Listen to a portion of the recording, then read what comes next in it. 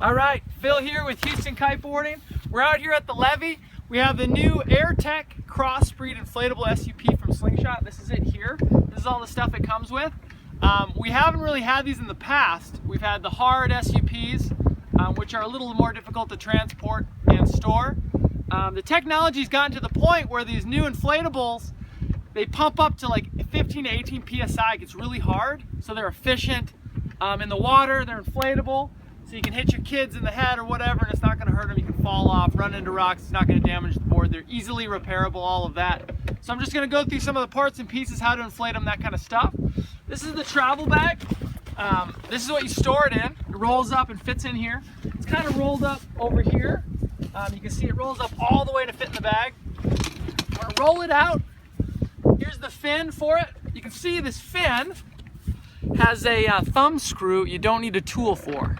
We're going to put that in using that in a little bit. Okay, so our pump is a high pressure, high volume pump system. You can see how narrow this is. That allows you to get a higher pressure. You know, with our kite pumps when we're pumping, they have a big cylinder, so it's actually harder when it gets higher pressure. We don't pump up our kites more than 9 PSI, so it's not an issue. When you get this thing up to 15 to 18 PSI, you'll feel it with a kite pump. You'll feel it, it'll start getting really hard. So they make it narrow and easier. Has a relief valve, so you can do single stroke, operation if you're into that. There's a gauge on top. It just interfaces in. You pump it up. This is the retention strap to keep it rolled while you put it in the bag. And it comes with a repair kit. This is just going to be glue, adhesive, and patches. If you get a hole in one of these on a rock or a shell, you literally just glue a patch on there just like a bike tube. It's a forever repair. So next we're going to pump this up. We're going to do 2 methods. I'm going to use this and I'm going to show you how to use an air compressor.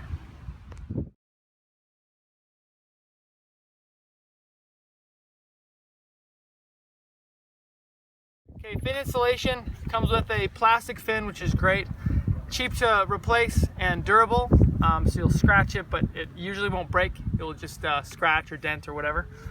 There's a rigid slide, so you can adjust where you want to put it. I always put it in the back, all the way back. It gives you a little better angle when you're trying to push against the paddle pressure. So I'm going to take this guy, slide it in the wedge here. There's a metal plate that's inside that this screws into. So you're just going to push this down and then start twisting this in. This is a thumb screw, which is great. So you don't have to have tools out here like a Phillips head screwdriver like some of the other boards. So I'm going to line this up, put the thumb screw in, and just tighten it down. And it doesn't have to be super tight, just hand tight. Kind of like that. All right, a little bit more right about there is good. All right, and that's solid. So that thing's in. I'm going to talk about inflating this thing with a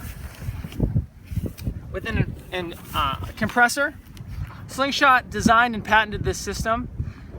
This is an insert just like the cap for the inflation area of this paddleboard.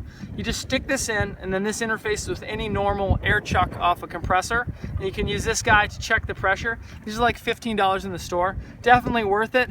You can inflate this at the beach if you have an electronic compressor for like a tire, or a compressor at your house. You can inflate it, put it on top of the car on the way here. That's it. Whenever you get done inflating, make sure you put this end cap in. It just fits inside there and twists and locks. That'll keep it from deflating on the water if you hit the check valve by accident. That's about it. 2016 AirTech SUP from Slingshot. We're actually really impressed with it as far as an inflatable. It's cool, easy to travel, fairly light, and its performance is good. I kited it the other day, and it was pretty fun in light wind. So that's it. Phil Midler with Houston Kiteboarding. We'll see you guys on the water.